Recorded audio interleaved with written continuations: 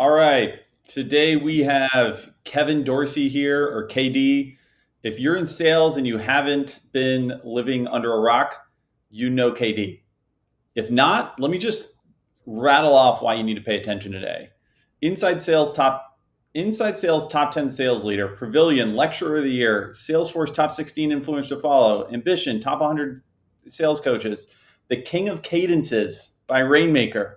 Need I say more? Sales Loft Red Star top. Should I keep going? I mean, there's like 100 of these things, man. Shut it down. Just shut it down. It does no, it's all made up. All smoke and mirrors. Yeah, yeah. Well, hey, man, excited to have you here today. It's a masterclass on copywriting and sequence frameworks or cadence frameworks, whichever terminology you want to use, man. What's going on, KD?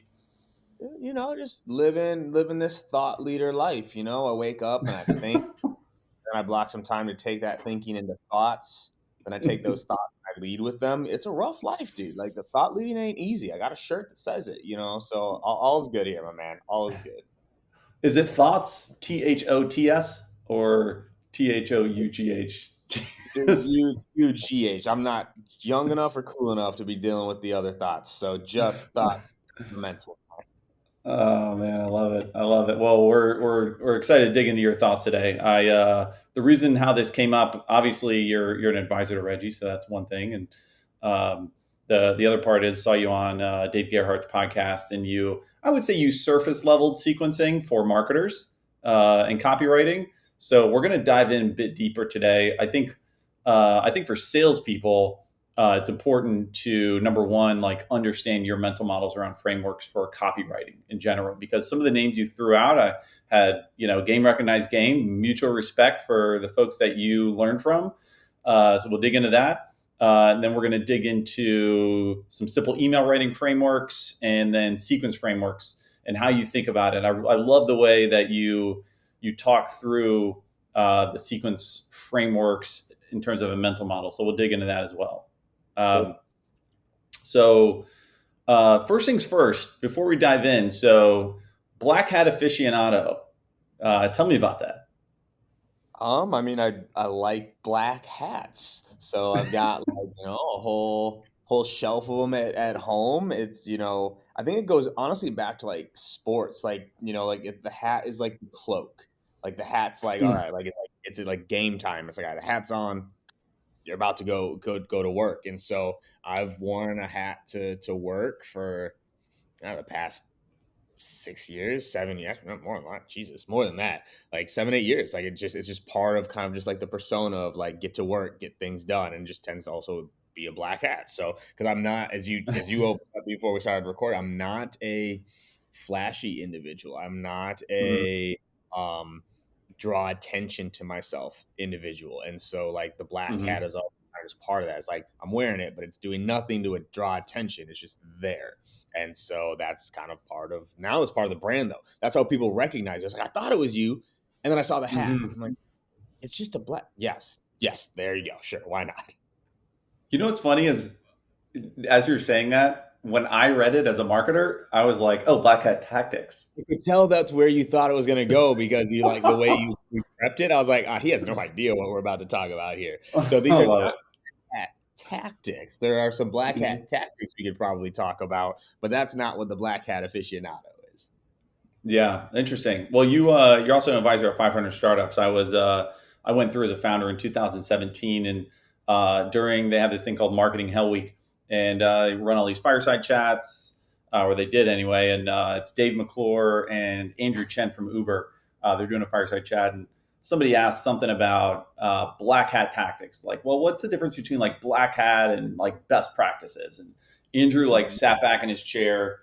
And he's like, and if you guys don't know Andrew Chen, he was the head of growth at Uber at Andreessen Horowitz, just wrote The Cold Start Problem. If you haven't read it, you need to read it as a marketer. It's fantastic.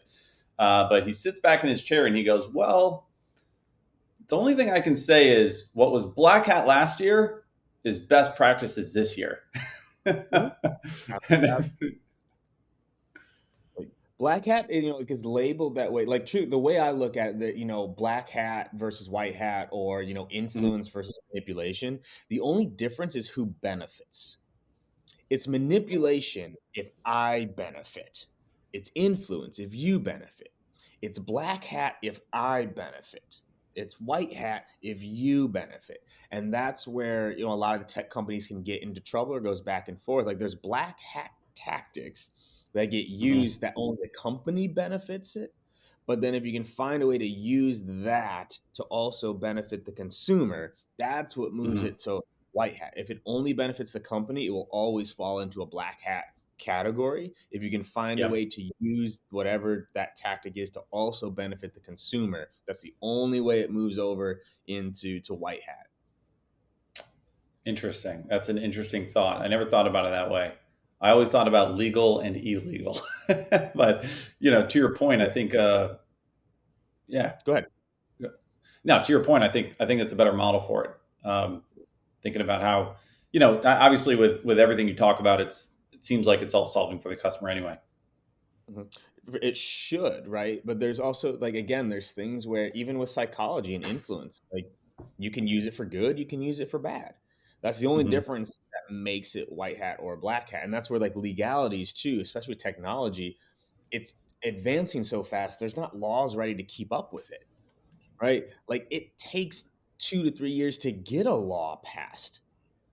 Well, the Yeah. technology, right? Like, it's already gone, and so the legality is like there's nothing, there's no laws around these algorithms right now. There's no laws on what you can or can't do with that data in a lot of places, and so that's how I always categorize it. Am I doing this to benefit the consumer, the customer, the Yeah. prospect? Am I just doing this to benefit myself? That's the only Hmm. line I like to think about. Yeah, it makes sense. And for those who don't understand, or never heard of these terms before, so black hat tactics are tactics that are, quote unquote, like frowned upon, or, benefiting you and not the customer, as KD put it. And then white hat tactics are your more traditional sales and marketing tactics that are coined as maybe best practices. So that's kind of what we're riffing on. LinkedIn, and where this all came from is if you go to KD's LinkedIn, it says black hat aficionado on top, and clearly I'm not very observant, because literally every time he's on camera he's wearing a black hat. So this is how we got off on this tangent. There we go. All right, let's dive into copywriting. So, I want to understand a bit more of like what I'm sure you've read every copywriting book under the sun. I'm sure you follow the right people. I'm curious, like what like shaped, like when you think about your mental model when you sit down and go for copywriting, like are there a couple of books or people or even moments or results that you got that have like really imprinted uh, into your brain to give you your framework to literally sit down and write copy? I mean, if I think to the very, very core of it, it's what do I want the person reading this to feel? I think that's the foundation when I approach copy is what do Hmm. I want them to feel? And that is, a combination of, Dan Kennedy, Perry Belcher, Frank Kern, Gary Yeah. Keller, right? It was this idea of like, you have to make them feel something, right? We make decisions through emotion. And if you don't make Yeah. them feel anything, nothing occurs. And so I think that was the foundation of it. And I think it was either the Boron letters or it was Dan Kennedy. We said like because we're going way back, so like people listening today, like you probably haven't even seen these. They're on the websites now, but like there used to be like these Hmm. 13-page sales letters, like sales letters, like written out. Right now, it's the long Yeah. form website copy, which is the sales letters. And there was I think it was Dan Kennedy that said like people will read 30 pages and buy for one bullet point. That's right. There was one bullet point that like hit them that like that's why they're going to move forward. And so that's how Hmm. I'm trying to craft emails and sequences is like, okay, what do I want them to feel? But what are the different things I need to put in front of them over time to capture that moment where they say, you know what, yes, I want to take that next step. So I think that's the foundation that I look at. Yeah, there's man, I forget who it was, but it was in the digital marketing mastermind with Ryan Dice. Somebody's just consistently said like people never understand what you said or did or what you sold them, but they'll always understand and remember how you made them feel. Hmm. Um, that I remember those old Frank Kern when Frank Kern came. What was it, like how to like teach a parrot to talk was like his first book, I think so. and Yeah. yeah, and he was like teaching people how to like keyword research and match. a high keyword research to some book or something, and then it would be that 13-page sales letter, exactly what you're talking about. And they were so long. Yeah, they were so long, but that's I also talk about this with my teams a lot. Even in emails, like there's some ground rules. People like it has to be short. There's no such Hmm. thing long or short in life. There's only interesting or uninteresting. Totally. You can write me a Totally. one line email that's too long. Hey KD, Hmm. like seen the latest episode of the Bachelor. I don't even know if that's still a show anymore. Whatever. That email is already too long. That I have Hmm. There's nothing interesting there. Whereas, hey KD, did you see the latest research that came out talking about how word patterns affect the brain? Hmm. I'd read a 30-page Let's email go. on Let's that. go. Yeah. It's not long or short. You're always trying, and we'll Mhm. get into the frameworks. You're always trying to sell the next line, and that was also something I learned through like studying copy. Is you're not trying to sell the whole thing. You're literally just trying to keep them sold enough to read the next line. And does That's right. that line do enough to get them to the next line? Right? You're piecing it together. It's not something there, but then every line has to have some sort of value because if they get to that one and it's not good, that's where Hmm. they're gone, and that's where they check out. Yeah, I 100% agree. I mean, the my Bible for copywriting is Joseph Sugarman's Adweek Guide to Copywriting. This guy wrote all the original newspaper sales letters, right? Like no analytics except for how many people got the mail and how many people bought the product, right? Nothing in between, no digital footprint, nothing. And to your point, he said, the whole point of the first line is get to read the second line. The whole point of the second line is get to read the rest. And then he wrote this long sales letter, like literally a full page article. And I was showing one of our new marketers, and he's like, "Who would read that whole thing?" I was like, "Just start reading it, see what happens. I guarantee you'll read the whole letter." Well, what's interesting, what you did, that it's the right question to ask, but that's also again part of the copy is the right people will read the whole thing. Hmm. Not everyone will read the whole thing, but the right Yeah. people will. Right, and obviously that starts with the headline. Who are you trying to attract? Right, and that is like Yeah. when you write a letter, and this is where like B2B marketing goes wrong and sales goes wrong. Is like they write to everyone. They're trying to capture everybody. We are the best in class, all in one platform for all financial services. Well, that already you're trying to write to everyone, so no one's gonna read. Versus, Hmm. dude, do you hate audit prep every single year? 95% Yeah. of people are not gonna read that, but the 5% are like, God, I hate audit time. They are Hmm. gonna read the next line. And if that next line is again talking about that, they're gonna read the next line. So you're attracting in the people that will read it. But if you write an Hmm. email to everyone or you write a web page to everyone, no one will actually read it. Yeah, agreed. Agreed. Personalization. I'm sure we'll get into this. I don't want to jump ahead, but targeting the right people. Maybe to dive into the next thing is maybe your like email writing kind of framework. Where do you start on? Let's just start with like a simple email. Maybe the one email or the first thing you start with when you think about. Um, Even if you start that way, if you don't start that way, totally fine. But maybe just give us like your thoughts or your mental model around just email writing in general. Oh boy. Okay. So there's like three or four questions in there. If I think about a Hmm. general framework, what I tend to teach my team is called KPIC. And KPIC stands for here's what I know, the problems that you're probably dealing with, the impact of those problems, call to action. So that's the Nice. frame, right? The K pick. Here's what I know, and this is either about you or about your persona, right? There's Hmm. personalization and there's relevancy. So here's what I know about you, the K. P is problem and pain points. Like here are some of the problems you probably deal with. Here are some of the pain points you Hmm. probably have or that I know you have. I impact. Here's what that's probably causing for you in some way, Hmm. and then a call to action. Here's what I'd like you to do based off what you've just read here, right? So KPIC is what I teach as the framework. But then the mental models, I Hmm. think I guess the mental model, the next thing I'm looking at, what is it I want them to do? Right? What is it I want them to do? And this was also something like, which is really interesting because marketers have been sequencing forever. and it still doesn't really translate into sales. It's like, Yep. because marketers, and we'll get into this, like marketers are phenomenal at all the if then sequences. If Mm-hmm. someone lands on the website, then they're going to see these ads. If someone makes it to the product page, then they're going to see these ads. If someone adds something to cart, then they're going to get these emails. Whereas sales use sequences, one sequence, all I'm trying to do is book the meeting. So I'm looking at, okay, what is it I want either this email to do, or what's the Mm-hmm. goal of this sequence? Because that's different. I have emails that are 100% dedicated just to get a click.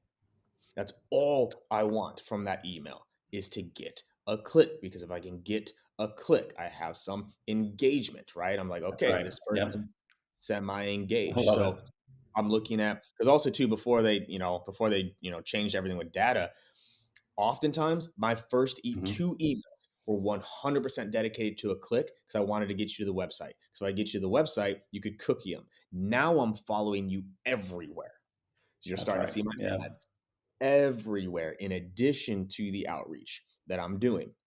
So I go from the K-pick model to what is it I want them to do? For some, that is a response. For some, that is a click. For some, that's watching a video, right? Like, what is it I want Mm-hmm. them to do? And then I start getting into, and I have a framework, I guess that we are on video, so I can maybe show it if we wanted to, but like, Yeah. then I'm really starting to get into, okay, here's the goal of the sequence. Here's what I Mm-hmm. want them to do throughout this, right? I want a couple clicks, I want them to respond, whatever that is. Then I'm looking at the emotions. So I was okay, like what are the emotions I want to pull out in this sequence, right? Maybe it's some frustration, maybe some fear, maybe some joy, maybe uncertainty. Like what are the emotions I Mm-hmm. want in this? I always start there, because anytime you start to write and you're not starting from a place of emotion, it just falls flat, right? It's like, hey, like we help B2B sales teams generate 3 times more pipeline than they do without us. We work with companies like Google and Facebook and DocuSign. Would love to find 30 minutes on your calendar. When are you available? Mm. Like, if it No, were that easy, we wouldn't need salespeople. that's Like, right. geez, Us marketers would just do the job.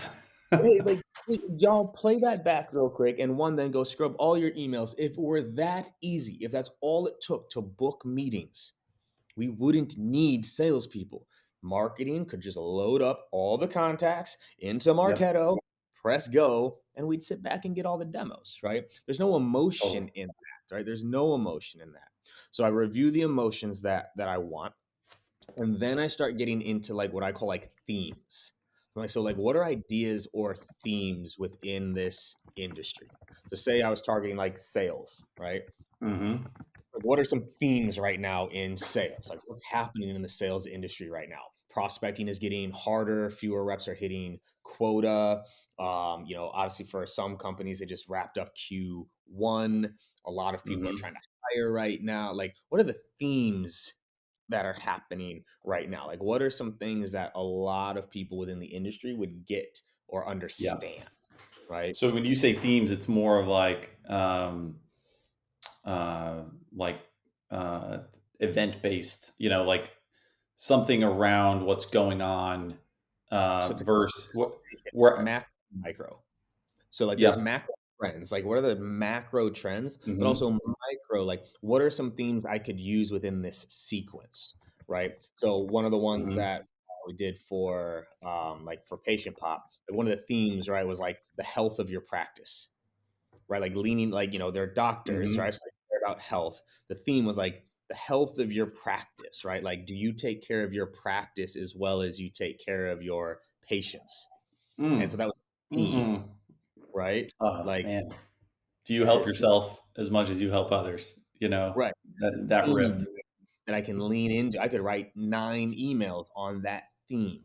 So now I'm just I like love going it. off themes of like what are some ideas that come to mind as I read the articles, as I read what's happening. What are some themes there? Because that, like, I never sit down and write a sequence. Never. That's a Mm-hmm. horrible way to write a sequence. You have to go through this process first, right? So now I get to my themes. Then Mm-hmm. I have a section that is resources. What resources do I have? Like what Oh, facts and before we go figures? to resources, I have a themes question. Do you ever go into like market?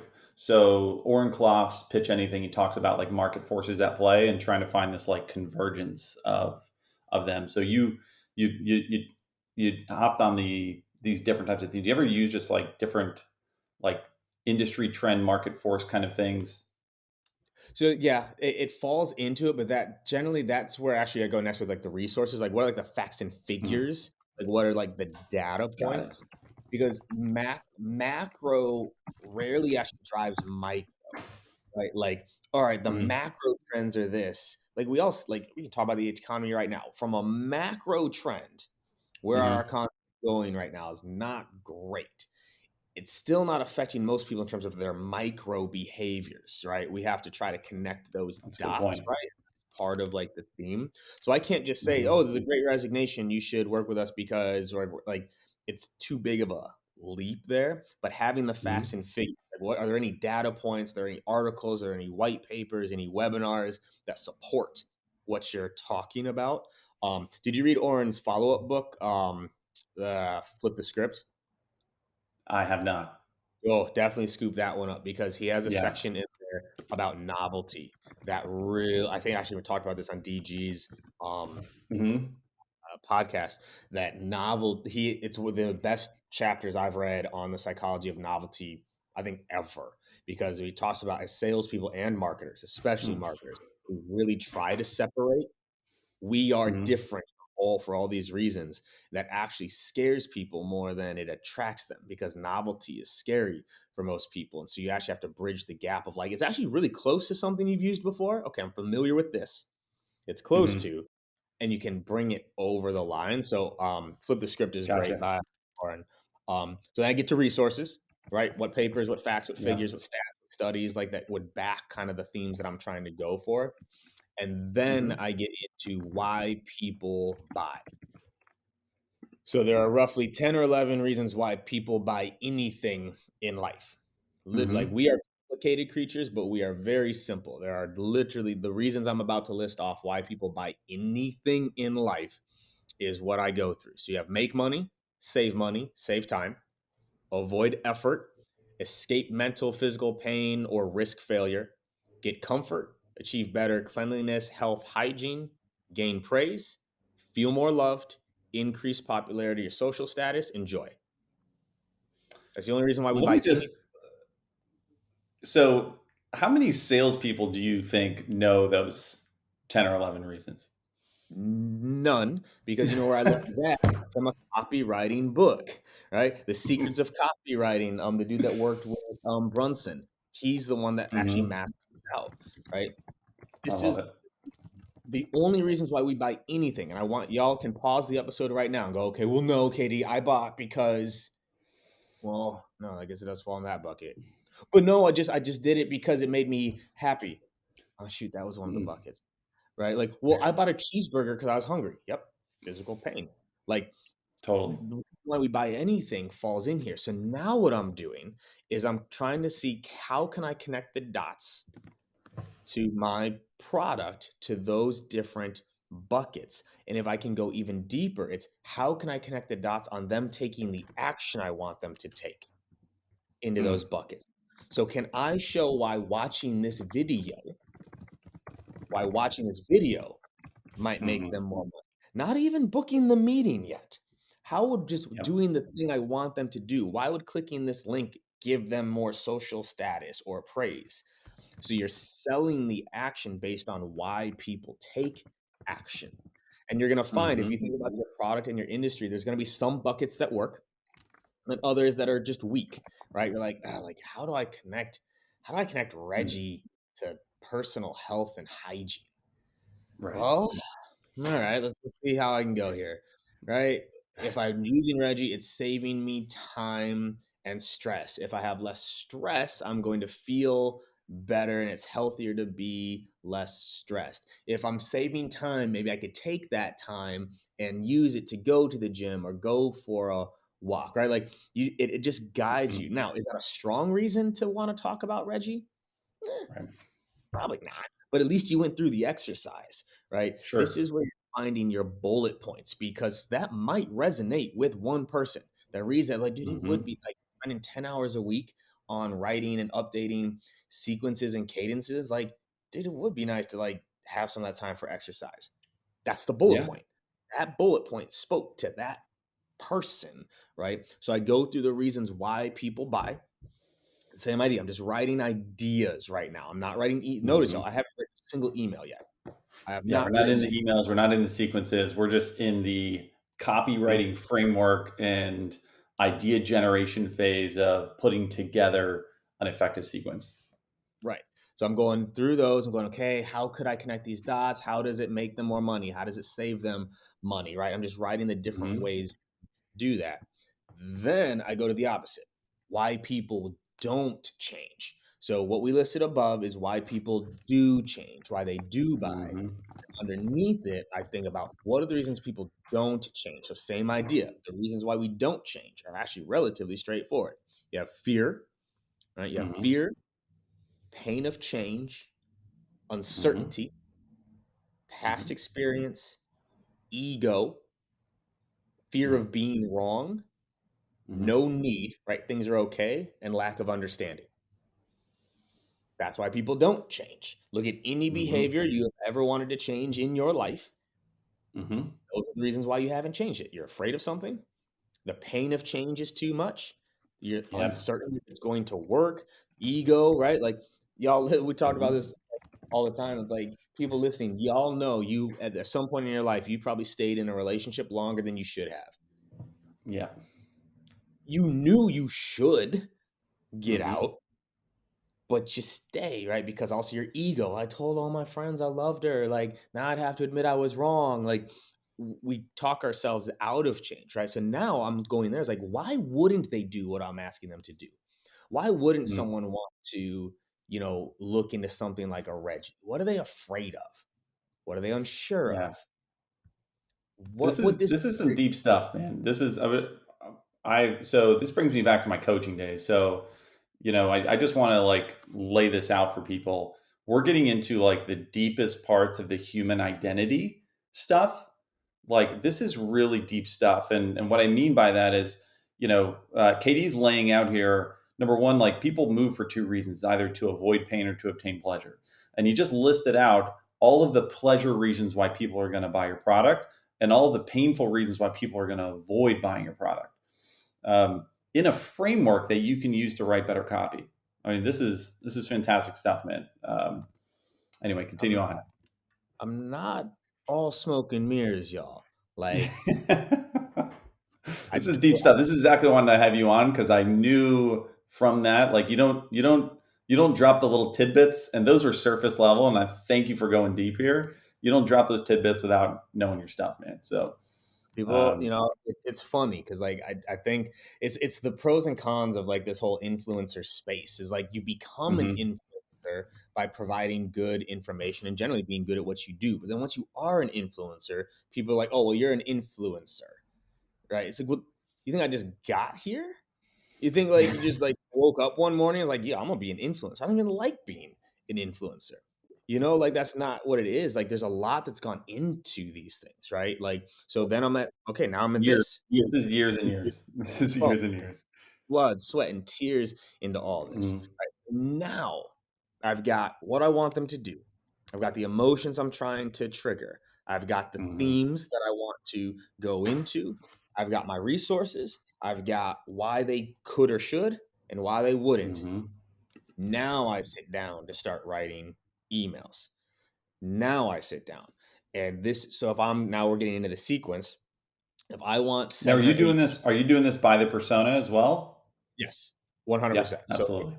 I persona, right? Because why Hmm. a VP is afraid of something or why a VP. Now, the beauty of this though is Hmm. generally if you do this whole map, you're going to see which bullets apply to a persona, right? Yeah, Like yeah. maybe like, obviously we're on the show here. Like Reggie may make an individual rep more money. It may make the VP more money, but it doesn't save the VP time. It saves Hmm. ops time. So that's a better That's right. ops bullet point there. So like once it's all in a place, it's going because Hmm. oftentimes what these emails look like is it's like, hey, we can save you time, money, and energy. or I'm the VP of sales. It's not actually saving me time. I'm Yeah. not. Well, Yeah. firstly, I am writing a lot of these sequences, but generally speaking, most aren't writing It would be a disservice to the hundreds of people that work with you if you're not in there right? writing the stuff. Effort wise, like, all right, it doesn't connect the dots versus like, Hmm. hey, like, what would happen to your revenue if every single rep on your team increased their response rate by 17%? Okay, that Yeah. a VP goes, huh? A rep probably actually doesn't understand that. That's not even a knock to the rep because to the rep, it's maybe only two more meetings a quarter. But to a Yeah. VP, and I got 50 reps, that's 100 extra That's opportunities right. on the quarter. Yep. Different conversations, right? Different Um, conversation. Yep. so Totally. that now I get into writing, and if I'm going for 6 or 7 emails, I'm probably going to write 15 to 20. Why is that? And this is important, y'all, because your first email is going to suck. This is also why I think a lot of people mess up with their sequences is one, they go into the tool. I never write the sequence in the tool ever because when you're in there and you're writing within that little box, you're trying to be Hmm. perfect. You're trying to write it well, and then you got to click save and go to the next one. I'm in a Google Doc and I'm just going to write. I'm just going to write. I'm just Hmm. going to write. I'm looking at my doc, my themes. Okay, what's this one? I'm just writing. It's generally around like email like 4 or 5 where you start to like get into a flow a little bit. You start to Yep. see it come together and like, ooh, like, okay, I It's see like where all this is those dots connect in your head, and you're like, okay, now it's coming out. right. And then the ideas start to Hmm. flow. You're like, oh, okay, I could write 5 more emails just on this theme, right? And Hmm. ooh, this one does seem to connect the dots. But then I do go back. It's like, do I have a social status theme in here? I haven't written a good social status type email. So let me put a few of those together, right? Like Yeah. how would Redby improve my social status? How would And are you Redby when you let's say you pick this theme, the social status theme, for example, are you running this theme through the entire sequence, mm-mm, or are you stacking different angles? Like, what's your strategy there? stack, right? So when I'm writing 7 to 8 emails, what I'm trying to do there is can I use 4 or 5 different themes across those 7, 8 emails? Hmm. Maybe I tried to hit you with like the money theme. Either it didn't resonate or you didn't even open it. Well, then you Yeah. get another one where it's more themed around like praise. Well, you opened that one, right? Like Hmm. I have a vision for where I wish these tools would go down the road that we can probably wrap on at the end. But that's what I'm looking for. It's like Hmm. you didn't okay. I sent you an email that was about making you more money. You didn't Yep. respond. It means you don't care about making more money. So I shouldn't That's right. maybe make Totally. every other email about making more money. Hey, I just wanted to bump this up to see if you're interested in making more money. Maybe Hey, any thoughts down on making more money? like okay, like you want to be sprinkling different themes in there because I like a bump email. I just actually was talking about this with someone the other day. It's like, oh, like these bump Hmm. emails, like we shouldn't do that. It's like it works if Yeah. you do it the right Yes. way, right? Like a bump email with a micro theme is so easy. Like any thoughts? Just trying to make your world a little less stressful. Yeah. And the Right? Have micro you theme, explain that again, the micro theme. Yeah, so what I just did there, right? It's not just any Mhm. thoughts. Any thoughts, just trying to make your day a little less stressful. I'm going into the avoiding of pain, right? Or any Avoid pain. thoughts, just want to make sure you have the insights you need to make good decisions. Now I'm playing into the avoid risk, right? Avoid failure. Mhm. So again, any thoughts as a concept actually is okay, but it doesn't make them feel anything. I'm always Yep. looking to see how can I make them feel something. Any thoughts does not make me feel anything. Put in Mhm. some sort of emotion behind it that can trigger the response, right? There's also too, real quick sidebar for every anyone listening. I actually want you to think about this. When do you normally check your email if you're being honest with yourself? You're almost Mhm. always doing something else. You're in a meeting, Mhm. you're walking, you're at this like you're doing something else. You can Yep. do that, right? Like, you can read an email doing something else, but to respond requires attention. and it's harder to respond to an email. So, like, what you got to remember about your prospect is they're probably doing something else when they read your email. That's why the Hmm. bump is important because they may have opened it and it may not have been a bad email, but like I'm in a meeting right now, or I Yeah. was just standing in line, at the store, read the email, and it's like, oh, now I'm up next. So that's where like the bump actually can be helpful because it's like, hey, like, what you think about this, Yeah. right? Now, if I We had actually my have we have dream, data we have insights that show bump emails, specifically bump emails and breakup emails, are some of the highest performing ones.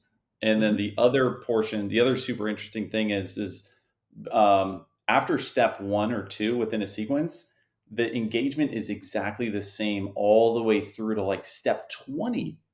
mhm. Step 20, like how many reps do you know that actually get through every single lead through every single sequence? They just give up and then just end the sequence. Stops. And then what the industry has done, unfortunately, is that, well, we're going to force it by automating everything. That's not Mhm. like, I don't know That's the marketing. age traffic, right? That's marketing. That's not It's, sales.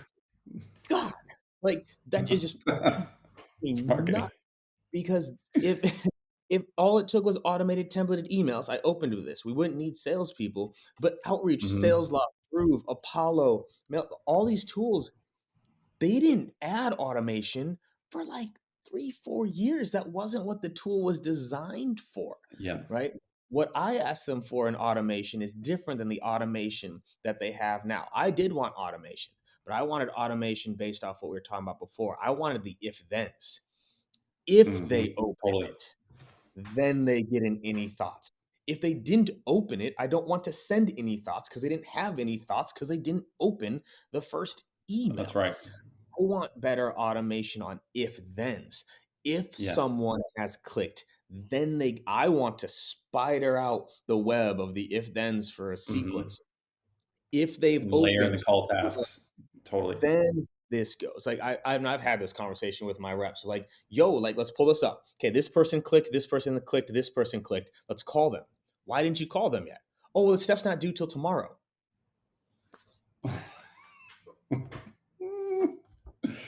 Oh man, you want to talk Seriously? about stress? Let's just go back into that one. If anyone has a tool for that, let me know. I'm happy to buy it. God dang it. Like I was like, but Yeah, what do you mean the steps due tomorrow? They're engaging. I want the rep to walk in and that's already up there for them. So anyway, I've got off the tangent there, but yeah, like we're going this, on. this is now, so I'm writing 15, 20 emails, because then what that also Mhm, gives me is automatic split tests. I've got 2 emails for every mhm, step now as well, so I can see what's working and what's not. And then every mhm, single month or quarter, depending on volume, I'm reviewing every sequence, every email, all the mhm. data points. So, okay, if I have an email that's getting a really high click rate, but it's step 6, I'm gonna move that up because I know if I Yeah, can move yeah, that to step 2, I'm gonna get an even higher click rate. Which one has the best response rate? What is it about yeah, that? Why do I think that email has the best response rate? Is it the theme? Is it like, so I'm analyzing, this is how you start to build super sequences or super cadences, is okay, yeah. which email had the best open rate? Which email had the best open rate? What am I looking at there? I'm looking at the subject line and the first sentence. What is it Mhm, about that? Could I combine that first sentence with an email that had the highest response rate? Right? Because totally. people will be like, oh, open rate's a vanity metric. I love that. That's always my favorite one. Open rate's a vanity metric. Like, you know what? You're totally right. How many emails have you responded to that you haven't opened? 100%. Like, what do you 100%. mean it's You know, vanity? going back to what you're just saying there, though, because we're gonna commiserate on this forever. But you said a good point where it's easy to go into your even your marketing emails, sales emails, and look at just open rates and response rates of total sequences, but really digging into the messaging there within the sequence Mhm. is, or within each email is also important, and then reorganizing your emails based on opens and replies, because I guarantee there's certain drivers, certain pain points that are resonating, or certain themes, to your point, that are resonating more, that you could pair with something else, right? Right. And a lot of folks just don't go in there because they're that's a qualitative research step, right? It's not the Mm. quantitative step that outreach gives you, sales ops gives you. And funny enough, I'm presenting today for the Pavilion Roadshow, and it's something I've been talking about more and more. It's this concept of aim small, miss small, like really becoming like a theme around like leadership and revenue, where I Hmm. don't want to talk about the data. I want to talk about why the data is what it is. Data is Hmm. easy, right? Like I think the quote is, "We are drowning in data but starving for insights." Yeah. All right, the open rate is 50%. Great, I have the data. Right. Hmm. Why is the open Why? rate 50%? What is it about this email? Can I figure out why I think this email has a 50% open rate? And there's really only a few things you're going to look at there. Who are you sending it to? Is there any trends across the persona? When are you Hmm. sending it? Is there a time of day pattern? Hmm. What's the subject line? What's the first sentence? That's So time really of the day is only. still a thing for you? I mean, I haven't really dug into timing much. I don't send on Monday mornings outside of that. Yep. So no, yeah, timing, like the data's there, right? You just need to Hmm. see if it's, causation or correlation. But for sure, like Hmm. sending email, if you had to guess, just real quick off the bat, if you had to guess which has a higher chance of success, sending an email in the middle of the day or Hmm. sending one towards the end of the day or the start of the day, which one do you think has a Hmm. higher chance to get an open and a response? I would go after the second. Super early morning or later? Probably super early morning would be my Right. guess. Interestingly enough, it was the afternoon that had the Mm. highest open response rate for us, which again kind of makes sense if you think about a prospect's day. They're wrapping up, Hmm. they're finishing out their emails, whatever else. So, and then Yeah. it's not as buried. You send it in the morning, same idea. The hope Mm. is to be right on the middle of the inbox. But here's what's interesting: the way most people read emails, right, is Hmm. the morning you're clearing everything out, You're clearing it out. Yeah. evening you're catching up. Interesting. And so now again, you have to everyone listening before you go, "Oh my god, you're right. We should move all of our emails to the afternoon." I'm not telling you that. I'm telling you to look at the data for Yep. yours and when is that happening? Because what you're going to find, and this is where small numbers get big, okay, going from a 30% to a 40% open rate simply because you moved it from a middle of the day send to an afternoon send. Hmm. That's not a real quick, y'all, from math. That is not a 10% lift. Going from 30% to 40% is not a 10% lift. That is over a 30% lift. Know how math works. All right.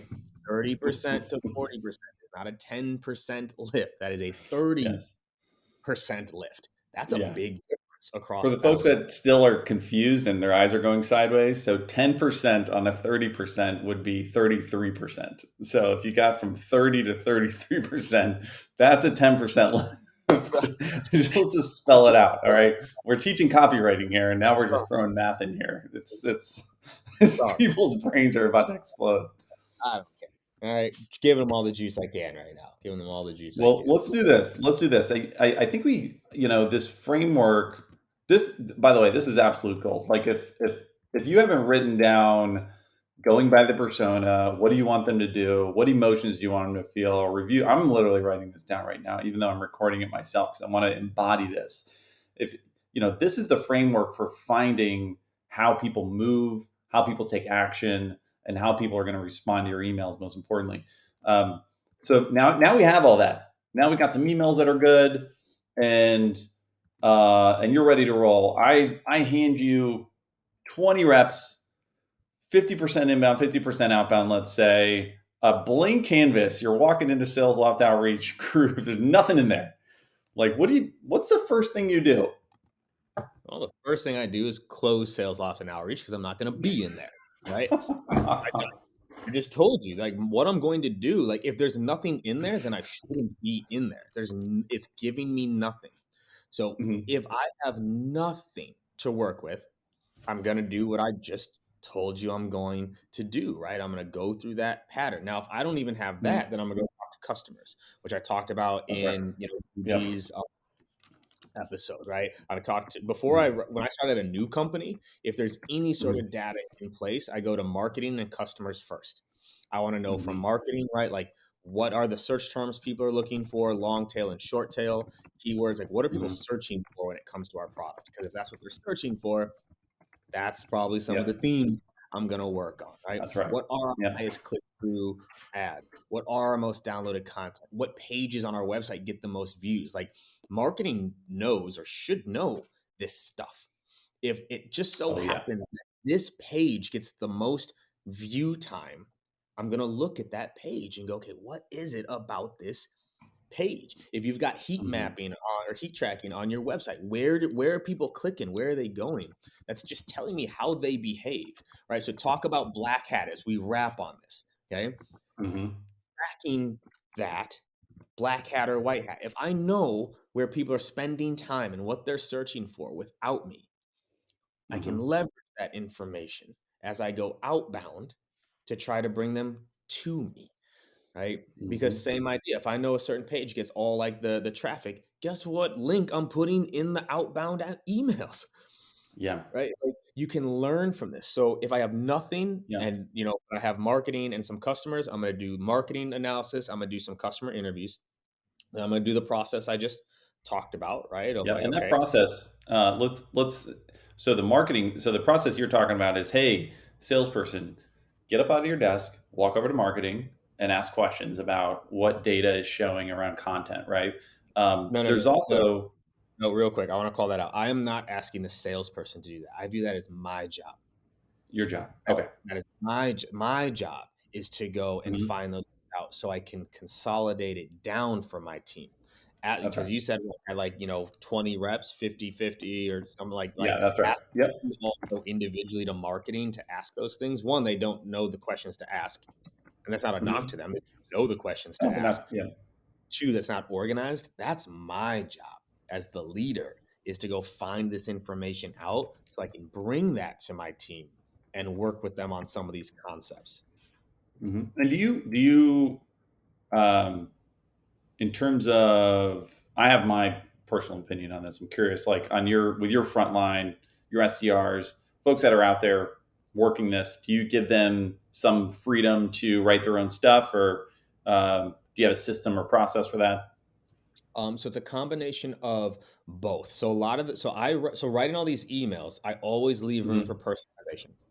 Always leave room for personalization. Hmm. That's where I want the rep putting in some personalization, right? Of like, hey, connect the dots between us. That's almost always there. Yeah. Even my templates aren't good enough to just run an org. Again, if it was, salespeople need it. Yeah. So there's room for personalization. There's room for like kind of connecting the dots or tweaking it based on what they know about the prospect. But the flip Hmm. side, and I stand firmly on this, and I know it can vary team to team. Unless you're doing what I'm doing, why would I have SDRs trying to write their own sequences and emails? Hmm. Think about this, y'all. Like, Yeah. that to Yeah. me is just a massive miss, especially because like no one has taught them how to write good emails. This is just so frustrating to me. No one's taught Yeah. them how. Oh, well, we didn't go to school for this. We didn't go to college for this. No one's taught them direct response marketing. So I've read probably Hmm. 30, 40 books on copywriting, taking 3 different courses on it, follow all the best of the best. Yeah. I'm You know, writing them. you know So what's interesting, to your point, like out of school, they're taught filler words because it's, hey, you need to write this 3,000 word essay, right. where you're like, I got 800 words. So let me add all these filler words in, which are the kiss of death for copywriting, aren't they? Well, they don't know copy, right? Now, Hmm. that being said, if a rep wanted to test an email, I Hmm. was open to having them test an email, but we're going to Totally. test it. We're going to test it, right? And if it Hmm. works, not only this, like if it works, not only are we going to add it to the sequence, I spiffed out heavy on that, because if you wrote an email that outperformed one of the emails in the sequence that impacted Yeah. 120 Oh, reps, that's great. I'm gonna comp you out on that in a big way. But you have I to love it. test it. You need the data behind it.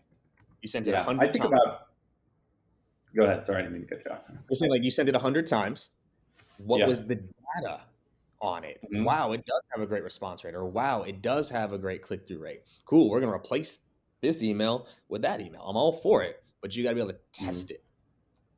Yeah. I think about, like opening it up to frontline in really, I have like two rules for this. Number one is, um, I don't think the question is, should you let everyone run free? Because obviously we all know the answer to that.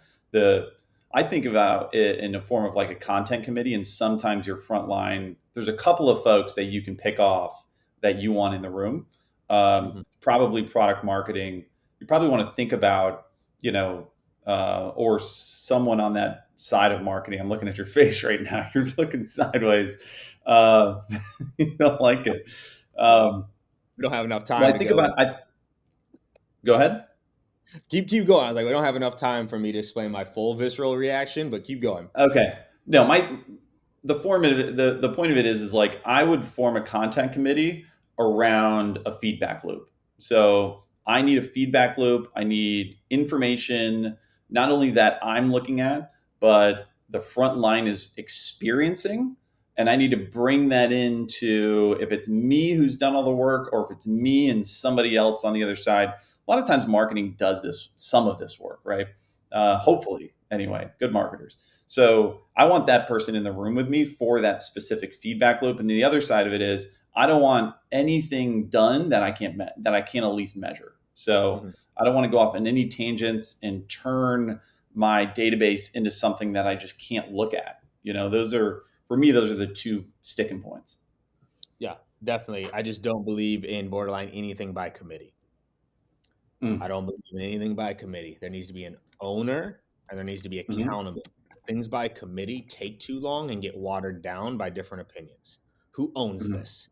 It is your Yeah. responsibility to do it and to do it well. You can ask for feedback, you can get input, but this Hmm. is yours to own. And the reason why I respond the way with product marketing is quite literally because of what that title is and how they tend to write. Mm. Product marketing. So most of their emails tend to be completely focused on what? Product. Products.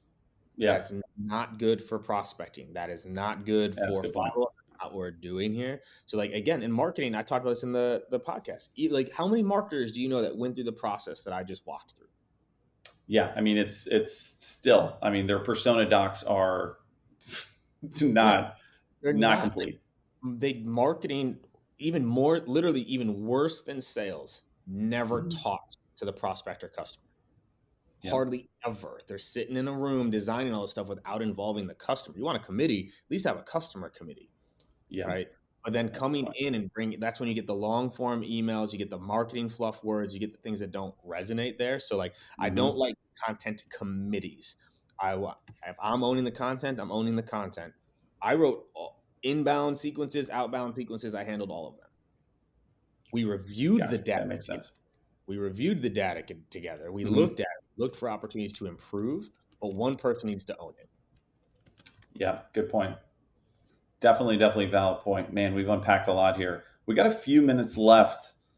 Oh man, there's so many questions. By the way, I love the passion and I love how visceral you get on this topic. I know it's core to how you think. I appreciate everything that you've delivered today. There's so much here. I mean, this is fantastic. Um, where would you like to end? We got 5 minutes here. We haven't even got to a sequence. Yeah. Right. Great. So, yeah, I mean, we'll just wrap there. I mean, by Now, this point, it's what do you do next? You got all the content in front of you. What's next? so then I'm just mapping out the different touch points and Hmm. what I want to occur throughout it. So I think we'll wrap on right. It's just like the Hmm. next best thing is what I'm looking at in a sequence. Like what is the thing I want them to do next, right? Is it a Yep. response? Is it a click? Is it watching a video? Like I'm just kind of mapping out what is it I want them to do throughout this sequence, and then I Yep. space it out, over depending on like obviously the market, the persona, the industry, Hmm. inbound, outbound, like the touches tend to be a little bit more Hmm. condensed in the beginning, spaced out Hmm. towards the end. I am a big believer in personalization in as many places as you can, right? Hmm. Because again, like more truthfully, most reps don't personalize at all right now. They don't. Yeah. They don't. Yeah. Hmm. They don't. Okay? That's the That's first part. The marketing second again. is right. Marketers can be relevant in their emails. All right. They can be. So again, we can Mhm. do another episode on how relevant with their messaging. But there's personalization. But if a rep personalizes, it's almost always just the first email, and Mhm. then every other Yeah. email is templated. There needs like, all right, I didn't open your first two emails, but I opened the third email, and that one's just a template. You missed your Mhm. shot, right? Yeah. I want as much, one liners and things like throughout as many places as I can, and Mhm. then bam, I'm mapping it out. I know what the different emails are trying to achieve, but that, excuse me, but then I'm always, what I teach my reps and going through is like, okay, always go in and prioritize. Go in, look at the sequence, who clicked, sort by who clicked, Yeah. call them. Clicks. Okay, That's right. who's opened a bunch of emails, call them. I don't care if the step's not due yet. Okay, someone Yeah. clicked email number 7, Mhm. call them, right? Like, so it's prioritizing off of engagement. That is Mhm. very important within the sequence. And if you can, that's when you get multi-layered. And so I did have some of this. So like if someone like clicked more than twice, it bumped them to a high priority cadence or sequence, right? If someone I has love opened that. on emails, it bumps them to a high priority sequence where that's where the extra personalization comes in. That's where the extra calls come in, right?